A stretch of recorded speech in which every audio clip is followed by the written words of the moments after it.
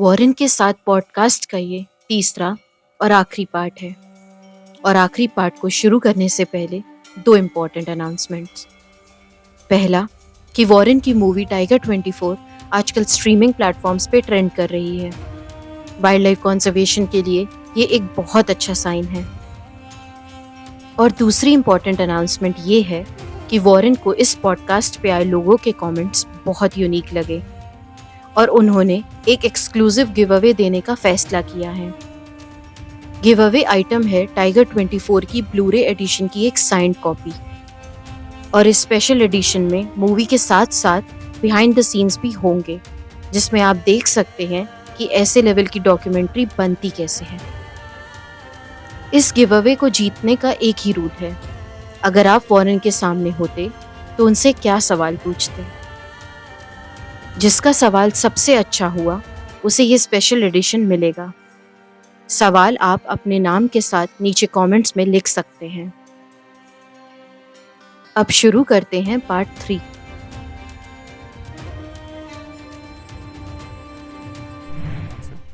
Okay, I remember you saying at some point in the documentary towards the end that there's nothing quite beautiful, inspirational, and important as a tiger in the wild. So, what inspires you to still document tigers, and what do you love so much about tigers? I think they are the most beautiful animal. Hands down. Yeah. When you look at them, you're sort of like, did someone paint this? Like, how is this animal so beautiful? I mean, the orange coat, the stripes, the facial expression, especially tigers like T24 and Noor, whose eyes like pierce through you. You're looking at like almost like a god, right? Right. And it's this beautiful, powerful predator, and beyond all the biology and the ecosystem services that we could get into, you can just look at them and say, like, this should be preserved Yes. on Earth forever, because I just feel like it should. I like filming them because I'm a filmmaker. I like getting good shots. I don't know if me filming them, how important it is or not. I look at my footage later on and I like it. I color correct it, I color balance it, and all that stuff. But I think tigers in the wild, just being there, is just important for the future of all species, including mankind. If people get inspired by their presence and want to keep them around, I think that's great, and I've seen people do that. If people understand the ecosystem services from having wild tigers around, I think that's also really important and the reason to keep them around.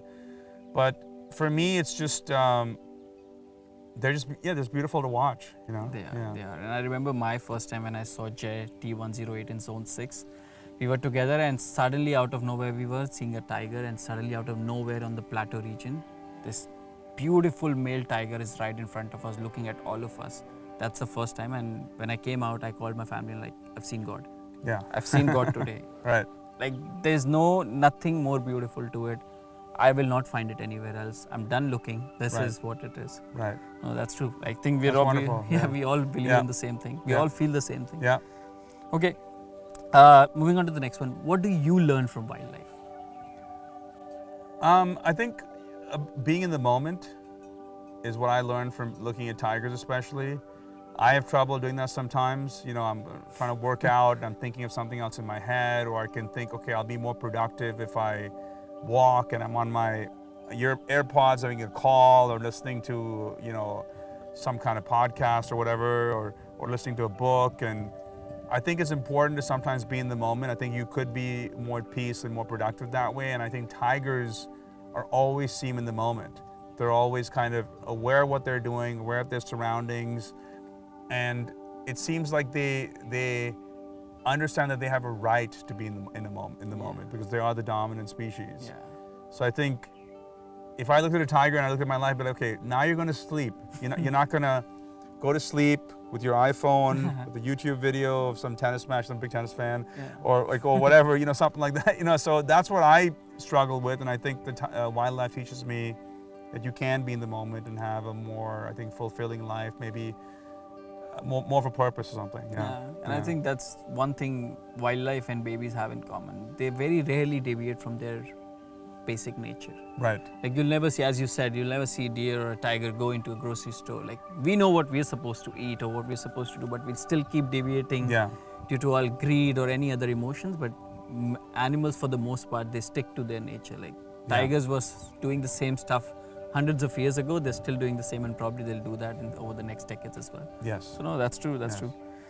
Okay, so a lot of young filmmakers are watching this video today. Maybe who knows, somewhere in the corner of this country or in the world, someone is sitting and listening to you, getting inspired. Right. What's one advice you will give to potential, like, probable filmmakers of the future? For wildlife? For wildlife. I would hope that they would make a film that is about conservation and actually makes some kind of real difference to preserve wildlife. I don't know if they will, because there's always this pressure to generate shots and got a chase and got this and got that and all that stuff, which I've also recorded and wanted to record. But I think there's a combination of educating audiences on the benefits of true conservation films versus ones that are just purely for entertainment. And I think that the people who are making the films should take the time to really understand where they are, how the ecosystem works, how the conservation management works, and after that understanding can make a film that's actually respectful for the place and can help the future of the species. I'm saying it because I'm right now dealing with a company that, I'm not going to say their name, they have no idea what they're doing. Like they wanted shots of some of my Ranthambore tiger shots for a documentary occurring in Pench and Kana and all these places. And the terrain is completely different. Yeah. Ranthambore is a dry, deciduous scrub forest, and Pench is green and Kana is much greener, so it doesn't make any sense. The tigers are different too. So I tried telling them about that, and I said, this will not work. I said, let me look at my archive of Pandavgarh and give me something from there. So, and these people are claiming to make a conservation film, and they're going to be out on a major service. And I start to question, like, will that film really make any difference, or is it like a product category? Yeah. Conservation film, product category, and they don't really care about it. So I don't know for sure, but it seems, I can definitely question. If they ask me that question, it makes me think they don't really know tigers. You know? And I think that's one reason why I like T24 movie so much, because it looks more natural. I've seen a lot of wildlife documentaries, and we were talking on the way here as well, that they're just putting shots from around different places, trying to enact, trying to showcase wildlife. It just doesn't give the right message, because they have to understand the attention time you'll get from the audience is so little, and they'll just intake whatever they see. And if you have such a good platform, you have such big banners, they'll see something and they'll start believing it. They'll teach their kids the same thing, and then it creates a problem for everyone, and more so for the wildlife. So yeah, that's true. Like, that's one thing. That's why I encourage everyone to do watch. Like, if you have not done so already, watch T24 again and see how beautifully and real it is documented. So that's the best part about it. Thank you. Appreciate that. Okay, so moving on to the next one. Not sure if it's the gift of the gab or what went behind the scenes, but a lot of stuff in the documentary is so very well articulated. I was blown away. You started with a shot where he's dragging that bull kill, and then eventually when we come to that sniffing scene of, I think, Rampal Saini's blood, when he's sniffing, and you didn't take any stance, as you said, like you were just portraying facts and keeping it for the people to have their respective opinions. It was very well articulated from the fact that it leaves the viewer in question. It's very hard to choose one side. It's like you think about one side and you're like, okay, no, that side is also not wrong. And that's So how did that happen? Like, what efforts went behind the scenes from your side or your team's side to have that beautiful articulation of a documentary? As you said, we were not just looking at beautiful shots of a tiger or looking at controversial footages of a tiger who's potentially killed 4 people. We were actually looking at a very well thought 90 minutes of documentary where you go from start to finish, and it leaves you thinking that it's a very complex world, there's no potential solution, but you still, I would say, plow those seeds of thought. So what went behind the scenes for that? I mean, that's all in the editing. and you write. I wrote the documentary, so you have to look at the available footage, what conveys the story most effectively, most evocatively, what's most compelling, but also true to the integrity of the film. That sequence was in Feb 2015. I knew when we shot it, I didn't even know what was going to happen in May 2015 after that, but I knew that sequence, I knew already I was going to edit it, because I was like, okay, she killed, and then he's dragging it the next day, and he smelled it, and so to me, it was like, I knew there was something that I could use over there. And then when the actual killing of Rampal happened, and then he came back to smell the blood, I was like, oh, it's the same kind of behavior. So it was just a way to show, if you want to be definitive and if you want to have some kind of respect for these NTCA rules about the DNA and all these things, here's a scenario where that could be necessary. So, not that what I think the department did was like wrong, because they were there on that road and they saw this tiger come back, and most likely it was him. But you never know. If you want to be 100%, like, why not do the DNA? It's not that expensive. Why they don't do the DNA, I still don't know, because it's not an expensive process. You take a swab, you take a sample, you leave it in the fridge, and you can still do it. So maybe that's something.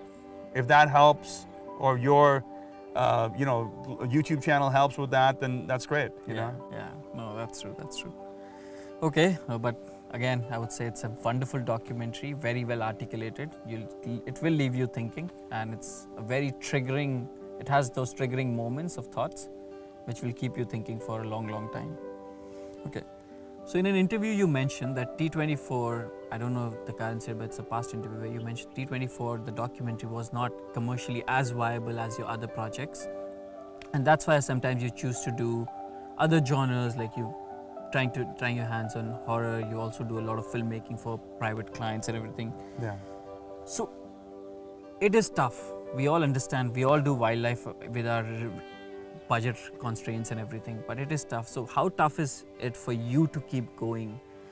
And is it really an idea of conservation or a hope, or is it, like, at least for my case, I can say, is it pure madness which keeps bringing us here, and somewhere in the middle of all those commercial madness people are running after, this gives more purpose to what as a filmmaker? Like, what's keep bringing you back? I just like Ranthambore now. So, and I've got friends here.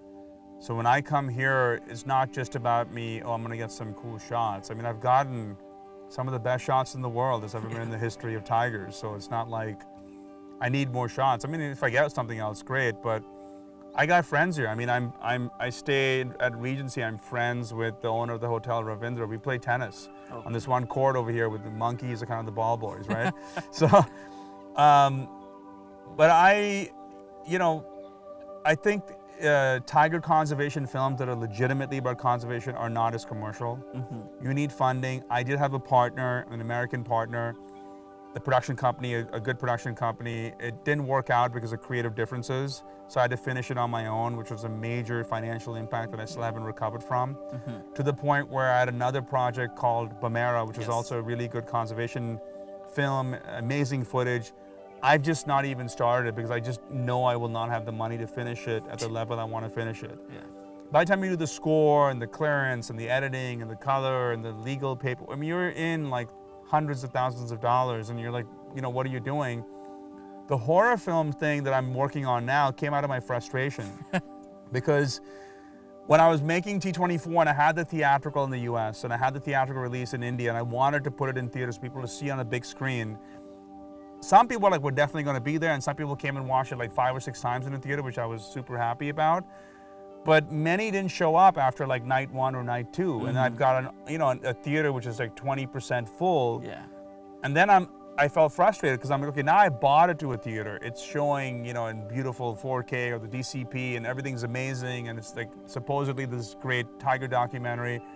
Why aren't you showing up? And a lot of people watch horror, or they watch something else and then chill out. So initially I was like, I'm so frustrated, that's it, I'm done. I'm gonna make a horror film. And I had this vision in my head when people ask me this question in the next Q&A for the horror film, I'd be like, you guys didn't show up enough for this tiger film, so I've made this. Now, this is what you want? You want some killing and some sexy people dying? Okay, here you go, you know? So that's why, I mean, I would love to finish Bamera. I would love to make, you know, another tiger film, and would just need the funding for it, not necessarily to pay me, but to be able to finish the film at a high level, you know, because editing takes time. Telling a story truly about conservation, but still trying to make it entertaining, takes time to get it right. So, yeah. So that's. I don't know if I answered your question or not. No, yeah. it's true. I remember as kids, I used to wonder why these great actors work in all these stupid films. And as I grew up, I realized they have to. They have to. Yeah. Like, they don't have a choice. It's like, it's what the public wants, and as they said, the guy's gotta eat. So you have to like make films which are commercially viable, which helps you in your projects, which are more close to your passion, which you really like doing. Right. Okay, one last question, and then we'll move to the rapid fire round. Yes. Life before and after T24. Before and after T24, I mean, I wasn't considered a documentary filmmaker before, and now people call me like Tiger Man and think I know everything about tigers, which I don't. I'm older, you know, it took 10 years out of my life, and now it's 4 years since then. Although the film has given me more meaning in my life, I feel like I've done something meaningful and important. I mean, being able to look at, you know, the Wildlife Protection Act and actually have to deal with those laws in the film and understand it was really meaningful to me. Like actually meeting the activist, going to the court, actually going to court with him, going inside the Chief Wildlife Warden's office, the field director's office, like taking them back to the kill sites, really getting into it, to me just added a lot of a feeling of purpose, you know. And like I tell people that one shot where I go up with Ashfaq, you know, on the hill where he died, I literally went from the place he lived, and I walked how he walked till when he died. I wanted to understand it, and I felt like, I mean, I got special permission for this, but I felt like I was mastering Tiger24. I was really getting a mastery over this topic, and I immersed myself in it. And I think there's something about immersion that's really good for humans. Maybe not if you're immersing yourself into cocaine, but a lot of things it's good, yeah. That's a wonderful answer, and you know, life's not the same, yeah. Okay, thanks for answering all the questions. Sure. For those who don't watch Coffee with Karan, the next round is rapid fire. We've just got 5 questions. The idea is we'll try and keep the time frame between asking the question and answering the question very less. So whatever comes to your mind, you just let us know. Okay. And yeah, just 5 more questions and we're done for the day. And we'll go fast for this, okay? Biggest misconception about the following: wildlife. That it's about the forest department only. Wildlife filmmaking. That it's just about the great shots. Tigers. That they're all man-eaters. Man-eaters tigers. Whether they were in the core or not. Favorite tiger reserve. Ranthambore. On a deserted island with the following 3, one can be your partner or team member and the other 2 opponents, whom would you pick? T24 Ustad in his prime, a polar bear and a harpy eagle. So who's going to be my partner? Yes. T24 in his prime. Okay. Yeah. So you both have to deal with polar bear and a harpy eagle. Yes. African lion or Royal Bengal tiger, who's more charismatic? Royal Bengal tiger. Why? They just are. I mean, yeah. And the last but not the least, Ustad the man-eater or Ustad the victim? Can't answer that. Ustad the legend? Yeah, I mean, I just want to remember him as this dominant tiger in the wild, you know? Okay. Yeah. Okay. Thank you so much for your time, Warren. It was a wonderful interview, very fulfilling for me personally. I'm a huge fan. It's a fanboy moment for me and loved interacting with you. I'm so glad we could do it in person. I remember talking to you about this doing online on a Zoom, but it just doesn't feel real. Yeah, we did talk about that. Yeah, That's so I'm right. super glad that you could take out time, and thank you so much. Thank you from all our viewers, and thank you from our side as well. No, I appreciate it, because if this helps, you know, spread word about conservation and helps the film, I mean, that to me is amazing. So I appreciate your time as well. Okay. Thank you. Okay. ये पूरा podcast लगभग 1 घंटे का था अगर आपने पहले के 2 पार्ट्स नहीं देखे तो वो भी देख लें। और हाँ, जाने से पहले गिव अवे में पार्टिसिपेट करना ना भूलें। नीचे कमेंट्स में वॉरेन के लिए अपना बेस्ट क्वेश्चन लिखिए और टाइगर 24 मूवी का ब्लूरे एडिशन जीत लीजिए। उस्ताद तो अब इस दुनिया में नहीं है, लेकिन उसकी यादें आज भी रणथंभोर के जंगल में हैं। उसकी क्वीन नूर आज भी अपने अस्तित्व की लड़ाई लड़ रही है। शुक्र है वॉरेन और उनकी मूवी का कि टाइगर 24 की जिंदगी हम जितनी बार चाहें उतनी बार देख सकते हैं। और यही पावर है एक sensible wild life film making की। जंगल में जो आज हुआ वो कल नहीं होगा। इसलिए जो creators genuine wild life stories बनाते हैं उन सबको दिल से थैंक यू। और थैंक यू उन ऑडियंस को भी जो ऐसे जेन्युइन वर्क को सपोर्ट करते हैं।